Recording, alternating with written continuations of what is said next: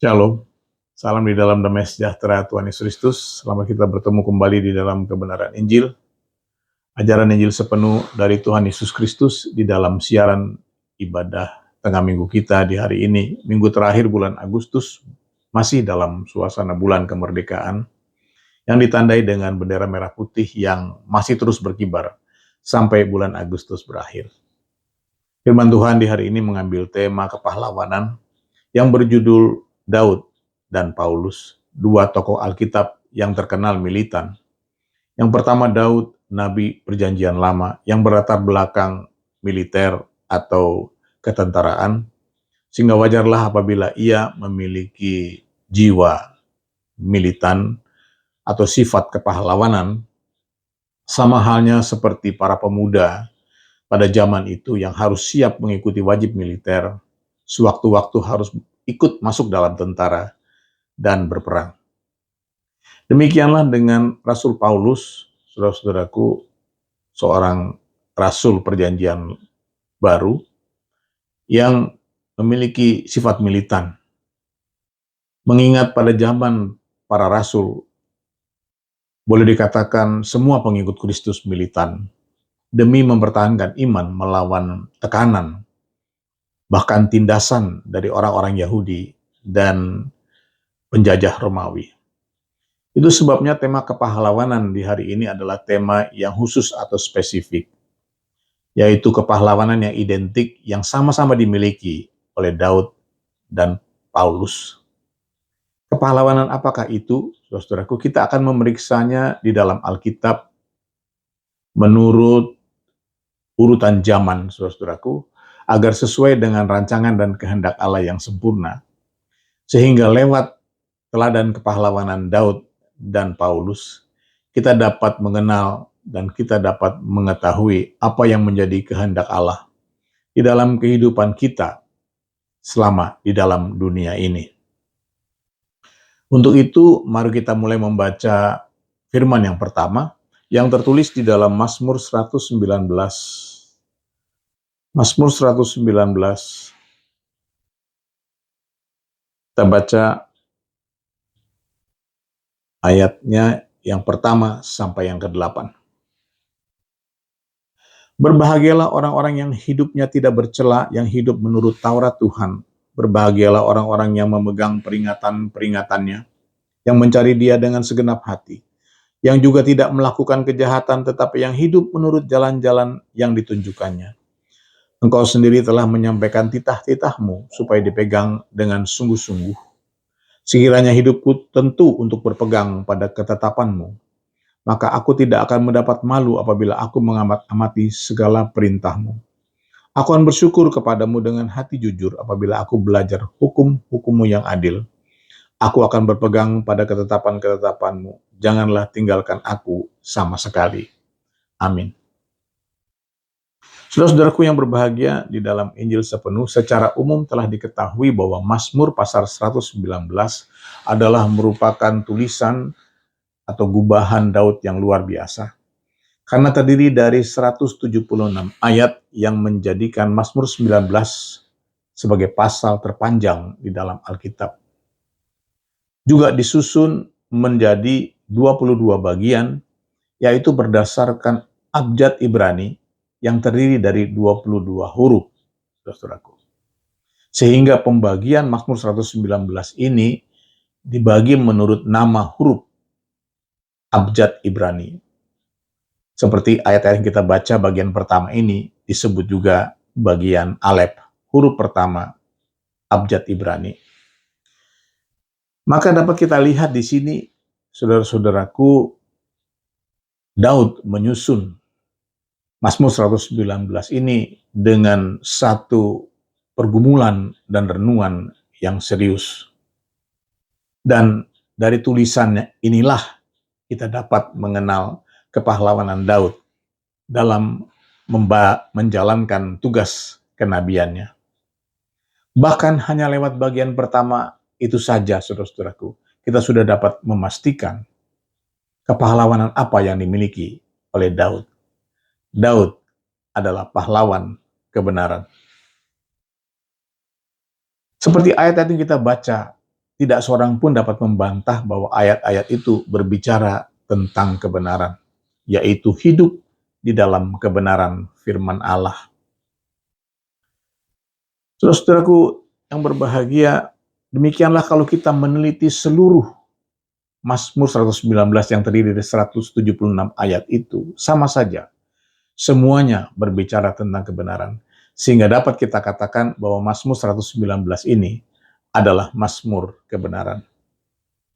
Bagian pertama yang kita baca tadi menyatakan bahwa kebenaran itu upahnya adalah kebahagiaan. Ada dua kata bahagia yang disebut di sini, saudara-saudaraku, tertulis dalam ayat 1 dan 3. Kita baca kembali. Berbahagialah orang-orang yang hidupnya tidak bercela, yang hidup menurut Taurat Tuhan. Berbahagialah orang-orang yang memegang peringatan-peringatannya, yang mencari Dia dengan segenap hati, yang juga tidak melakukan kejahatan, tetapi yang hidup menurut jalan-jalan yang ditunjukkannya. Amin. Dua kali kata bahagia ini, saudara-saudaraku, menjadi legitimasi kebahagiaan sebagai jaminan bagi setiap orang yang mau hidup di dalam kebenaran firman Allah. Dari bagian pertama inilah, saudara-saudaraku, kita mulai dapat mengenal pribadi Daud sebagai pahlawan kebenaran. Mulai dari ayat yang pertama, berbahagialah orang-orang yang hidupnya tidak bercela, yang hidup menurut Taurat Tuhan. Saudara-saudaraku yang berbahagia dalam Injil sepenuh dalam tugas kenabiannya, Daud berjuang untuk menyatakan Taurat Tuhan sebagai kebenaran. Sesuai, saudara-saudaraku, kebenaran, unsur kebenaran yang terkandung di dalam Taurat Tuhan. Ada 5 unsur kebenaran di dalam Taurat Tuhan, yaitu 1 sebagai peringatan, 2 sebagai jalan atau petunjuk, 3 sebagai titah atau perintah Allah, 4 sebagai ketetapan Allah, dan 5 sebagai hukum Allah. Sebagaimana yang diuraikan di dalam ayat-ayat yang selanjutnya. Mari kita teliti satu persatu, saudara-saudaraku, mulai dari ayat 2. Berbahagialah orang-orang yang memegang peringatan-peringatannya, yang mencari Dia dengan segenap hati. Taurat ialah peringatan dari Tuhan yang harus dipegang. Sesuai dengan namanya peringatan, maka makna dipegang di sini adalah peringatan Tuhan yang tidak boleh dilupakan, yang harus selalu diingat. Itulah unsur kebenaran yang pertama. Selanjutnya unsur kebenaran yang kedua, Taurat sebagai jalan kebenaran, tertulis di dalam ayat 3. Yang juga tidak melakukan kejahatan, tetapi yang hidup menurut jalan-jalan yang ditunjukkannya.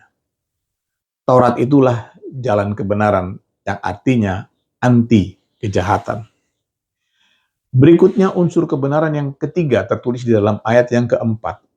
Engkau sendiri telah menyampaikan titah-titahmu supaya dipegang dengan sungguh-sungguh. Taurat adalah titah atau perintah Allah yang harus dipegang. Sekali lagi, di sini Daud menulis harus dipegang. Artinya, perintah yang wajib dilaksanakan. Berikutnya, saudara-saudaraku, ayat kelima menyatakan Taurat sebagai ketetapan yang harus dipegang. Ayat 5, sekiranya hidupku tentu untuk berpegang pada ketetapan.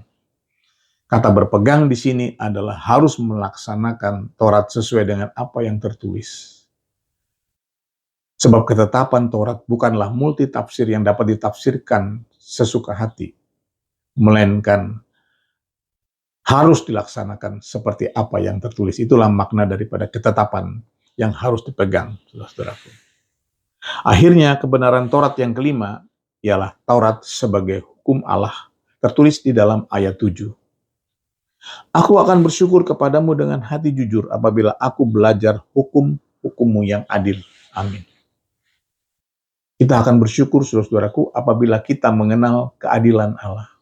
Namun dari manakah kita mulai belajar tentang keadilan Allah itu? Dari hukum Taurat. Karena hukum Taurat adalah representasi dari keadilan Allah. Sehingga wajib dipelajari oleh semua umat, termasuk kita yang hidup di dalam zaman perjanjian baru. Nah, saudaraku, ada dua ayat yang terlewatkan atau tersisa di situ, yaitu ayat 6 dan 8, yang isinya kembali menyatakan tentang kebenaran Taurat Tuhan. Yaitu Taurat sebagai perintah Allah, itu tertulis dalam ayat 6, kembali dinyatakan di ayat 6, dan Taurat sebagai ketetapan Allah kembali dinyatakan di ayat 8. Itulah 5 kebenaran yang terkandung di dalam Taurat Tuhan, yang diperjuangkan oleh Daud lewat Mazmur 119 ini, saudara-saudaraku, agar dapat dipegang oleh umat Israel, di mana angka 5 kebenaran Taurat itu menunjuk kepada 5 kitab Musa, Kejadian, Keluaran, Imamat, Bilangan, dan Ulangan. Itulah kitab Taurat Tuhan. Selanjutnya, saudara-saudaraku, perhatikanlah kata pegang yang menjadi predikat atau kata kerja yang berlaku di dalam Mazmur 119. Sesungguhnya kata pegang inilah yang menjadi akar atau asal dari kata atau istilah agama. Di dalam bahasa Indonesia, istilah agama atau kata agama itu berasal dari bahasa Jawa ageman, yang artinya pegangan. Namun apakah itu sesuai dengan tradisi atau kehidupan umat Israel? Puji Tuhan, ternyata sesuai, saudara-saudaraku. Karena kitab Taurat itulah kitab suci agama Yahudi. Agama yang dibela seumur hidupnya oleh Daud. Dibela kebenarannya. Agar Taurat itu dihormati dan dihargai, dipelajari dan disukai, didengar dan dilakukan, dipercaya dan ditaati oleh umat Israel, bahkan oleh segala bangsa di dunia ini.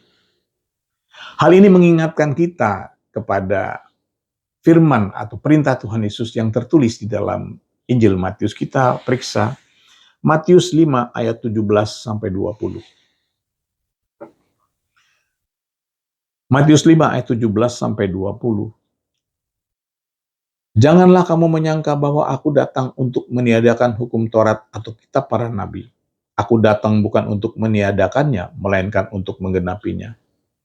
Karena aku berkata kepadamu, sesungguhnya selama belum lenyap langit dan bumi ini, satu iota atau satu titik pun tidak akan ditiadakan dari hukum Taurat sebelum semuanya terjadi. Karena itu siapa yang meniadakan salah satu perintah hukum Taurat sekalipun yang paling kecil, dan mengajarkannya demikian kepada orang lain, ia akan menduduki tempat yang paling rendah di dalam kerajaan surga.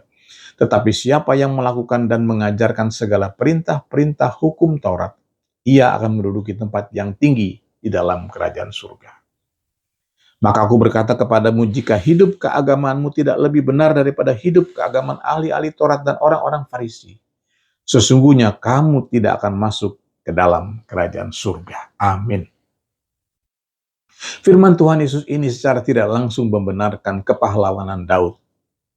Daud memang seorang pahlawan kebenaran pada zamannya, yaitu zaman perjanjian lama. Kepahlawanan Raja Daud baik melalui Mazmur 119 yang ditulisnya, maupun lewat perjuangan saudara-saudaraku membela kebenaran agamanya. Semuanya dibenarkan di dalam firman Tuhan Yesus ini. Seperti tertulis di dalam ayat 20, kita baca lagi ayat 20. Maka aku berkata kepadamu, jika hidup keagamaanmu tidak lebih benar daripada hidup keagamaan ahli-ahli Taurat dan orang-orang Farisi, sesungguhnya kamu tidak akan masuk ke dalam kerajaan surga. Jelas sekali, saudara-saudaraku. Demikian juga tentang Mazmur kebenaran, Mazmur 119. Cara Daud menulis dan menyusun Mazmur 19 yang terdiri dari 176 ayat menjadi 22 bagian menurut jumlah abjad atau huruf-huruf bahasa Ibrani. Mau menyatakan kepada kita bukan hanya kalimat-kalimat, bukan hanya kata-kata, bahkan huruf-huruf dalam Taurat Tuhan adalah kebenaran. Inilah sesungguhnya kebenaran yang juga difirmankan Tuhan Yesus di dalam ayat 18. Kita simak kembali ayat 18. Karena aku berkata kepadamu, sesungguhnya selama belum lenyap langit dan bumi, satu iota atau satu titik pun tidak akan ditiadakan dari hukum Taurat sebelum semuanya terjadi. Firman Tuhan Yesus bahkan, saudaraku, menyatakan setiap tanda baca pun, titik dan koma, adalah kebenaran. Artinya, pasti terjadi. Maka seperti yang ditulis Daud di dalam Mazmur 119 bagian yang pertama, kebahagiaan akan menjadi upah daripada kebenaran Taurat Tuhan. Itulah firman Tuhan Yesus yang tertulis dalam ayat 19. Kita simak kembali. Karena itu siapa yang meniadakan salah satu perintah hukum Taurat sekalipun yang paling kecil dan mengajarkannya demikian kepada orang lain, ia akan menduduki tempat yang paling rendah di dalam kerajaan surga. Tetapi siapa yang melakukan dan mengajarkan segala perintah-perintah hukum Taurat, ia akan menduduki tempat yang tinggi di dalam kerajaan surga. Amin. Jelas sekali, saudara-saudaraku. Kebahagiaan itu akan terjadi apabila kita menghargai, ya saudara-saudaraku, Taurat Tuhan. Saudara-saudaraku yang berbahagia dalam Injil sepenuh, selanjutnya firman Tuhan Yesus dalam Injil Matius ini jugalah yang akan menghantarkan kita ke zaman perjanjian baru, di mana kita akan bertemu dengan pahlawan kebenaran yang identik dengan Nabi Daud, yaitu Rasul Paulus. Melalui jembatan kebenaran, yaitu firman Tuhan Yesus yang tertulis di dalam ayat 17. Baca sekali lagi ayat 17, jembatan kebenaran.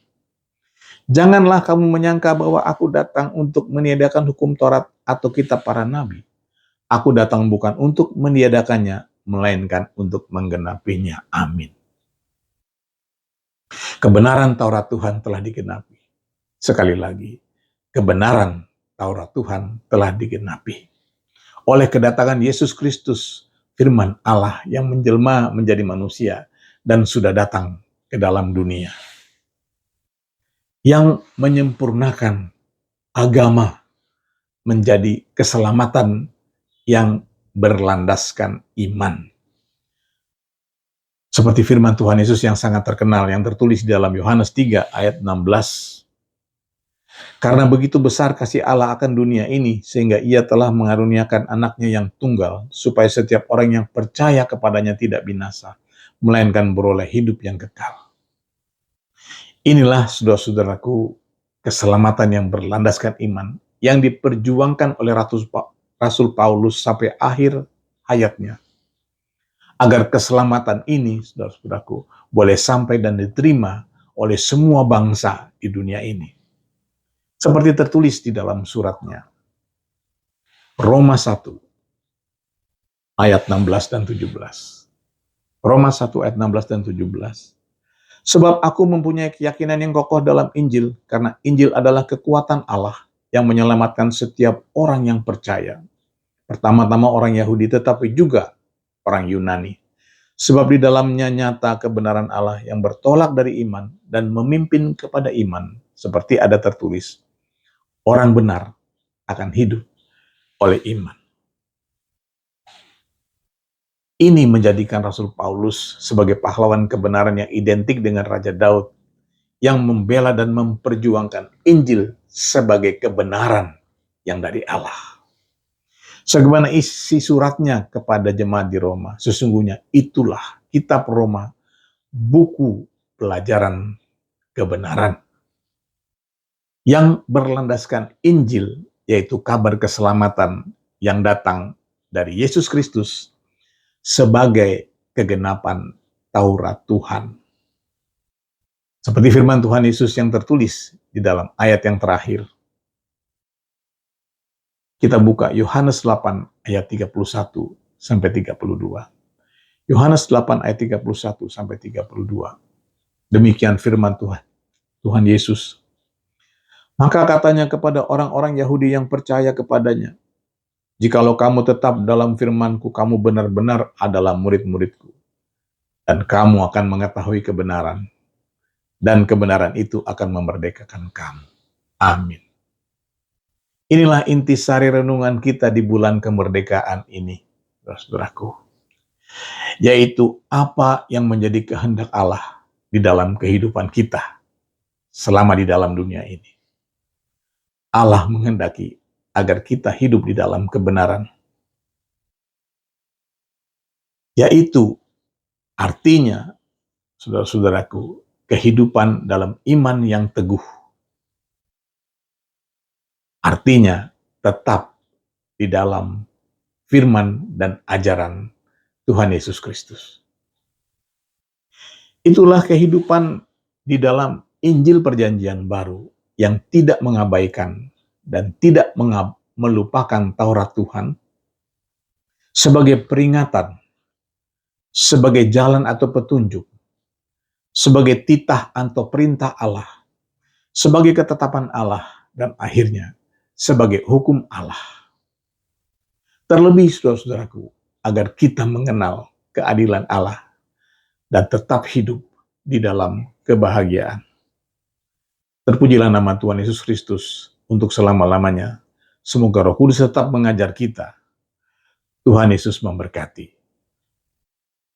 Mari saudara-saudaraku, kita akan mengangkat satu pujian sebelum kita masuk di dalam doa penutup bersyukur kepada firman Tuhan. Kita angkat Ku rindu setiap waktu, Engkaulah Tuhan.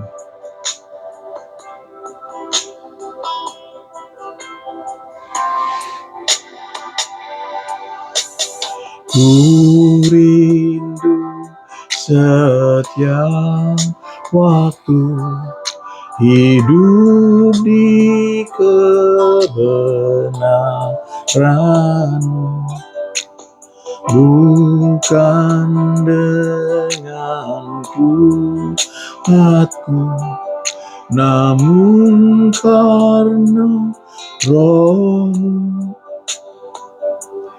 Yesus, Kau yang ku pegang teguh, Engkaulah Tuhan, Engkaulah Raja, berdaulat atas hidupku, ku berserah penuh. Sekali lagi, saudara. Ku rindu setiap waktu, hidup di kebenaran-Mu, bukan dengan kuatku, namun karena Roh-Mu. Yesus, Kau yang ku pegang teguh, Engkaulah Tuhan, Engkaulah Raja, berdaulat atas hidupku, ku berserah penuh. Berdaulat atas hidupku, ku berserah penuh. Kita masuk dalam doa. Bapa di dalam surga, Bapa firman Roh Kudus ketiganya yang esa, Bapa di dalam nama Tuhan Yesus Kristus, kami bersyukur, berterima kasih Bapa, karena hanya oleh anugerah dan perkenan-Mu, kami masih boleh dapat beribadah Tuhan bersama-sama, mengikuti siaran ibadah tengah minggu di hari ini. Terima kasih Bapa di dalam surga, untuk lawatan firman-Mu yang mengajarkan kepada kami tentang apa yang menjadi rancangan dan kehendak Allah, Bapa di surga, atas kehidupan kami selama di dunia ini. Ajarkanlah kami Bapa tentang kebenaran-Mu. Hamba-Mu sudah selesai berbicara, tetapi biarlah Roh-Mu yang kudus senantiasa mengingatkan, mengajarkan tentang kebenaran-Mu ini di dalam kehidupan kami. Agar kehidupan kami boleh berbahagia, ya Bapa di surga, sampai Engkau datang kali kedua. Terima kasih Bapa. Mari Bapa di surga, lawatlah setiap rumah daripada umat-Mu yang mengikuti siaran ibadah tengah minggu ini, dan terangilah dengan kasih dan kebenaran-Mu yang menerangi seisi rumah, oh Tuhan, umat-Mu itu. Sehingga Bapa di dalam surga, seutuhnya, seluruhnya, seisi rumah kami, boleh Tuhan hidup di dalam kebenaran-Mu. Memancarlah kiranya Tuhan kemuliaan-Mu lewat siaran tengah minggu ini, juga kepada tetangga-tetangga sekeliling kami, agar nyata kasih-Mu Tuhan, nyata Bapa kuasa-Mu di hadapan para tetangga kami, dalam kehidupan kami. Terima kasih Bapa di dalam surga. Kami menyerahkan kehidupan kami di hari-hari mendatang, hanya di dalam naungan kasih karunia-Mu. Nyatalah kerajaan-Mu, dan nyatalah Tuhan kedaulatan-Mu dalam kehidupan kami. Setiap hari, Engkaulah yang menjadi pembela kehidupan kami dalam segenap aktivitas pekerjaan kami. Terima kasih Bapa di surga. Demikian juga dengan rangkaian ibadah yang akan kami lakukan di hari-hari mendatang. Biarlah itu semua ada dalam pimpinan Roh-Mu yang kudus, terutama hamba-hamba-Mu yang mendapatkan tugas pelayanan, diurapi oleh urapan Roh-Mu yang kudus. Terima kasih Bapa. Tak lupa kami doakan Bapa untuk anugerah kasih karunia keselamatan dan kesejahteraan bagi umat pilihan-Mu Israel, dan berkat-Mu bagi kota Yerusalem menjadi kota damai sejahtera. Demikianlah kami mohonkan Tuhan keselamatan bagi bangsa negara kami Indonesia ini. Ampuni dosa kesalahan bangsa kami, biar bangsa kami Tuhan mendapat kasih karunia di mata-Mu. Selamatkanlah oleh kebenaran Injil-Mu. Bapa di dalam surga, luputkanlah kami dari berbagai bencana dan tulah-tulah tanda-tanda akhir zaman. Nyatakanlah kemuliaan-Mu agar bangsa kami Tuhan tidak terpuruk di dalam jurang bencana ekonomi. Terima kasih Bapa di dalam surga, kami percaya kami yang mengikuti siaran ibadah tengah minggu ini telah menerima berkat yang daripada-Mu. Terpujilah nama-Mu, kepadamu kami berdoa dan bersyukur, hanya di dalam nama Tuhan Yesus Kristus, Juru Selamat kami yang hidup sampai selama-lamanya. Dan di dalam nama Tuhan Yesus kami akan menutup ibadah ini dengan doa yang Kau ajarkan. Bapa kami yang di surga, dikuduskanlah nama-Mu. Datanglah kerajaan-Mu, jadilah kehendak-Mu di bumi seperti di surga. Berikanlah kami pada hari ini makanan kami yang secukupnya. Dan ampunilah kami akan kesalahan kami, seperti kami juga mengampuni orang yang bersalah kepada kami. Dan janganlah membawa kami ke dalam pencobaan, tetapi lepaskanlah kami daripada yang jahat. Karena Engkaulah yang punya kerajaan, dan kuasa, dan kemuliaan, sampai selama-lamanya. Haleluya. Amin. Shalom.